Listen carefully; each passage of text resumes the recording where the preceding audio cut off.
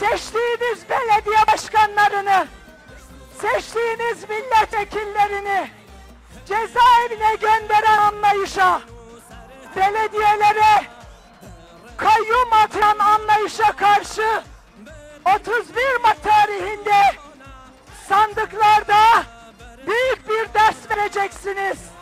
En az %90, en az %90.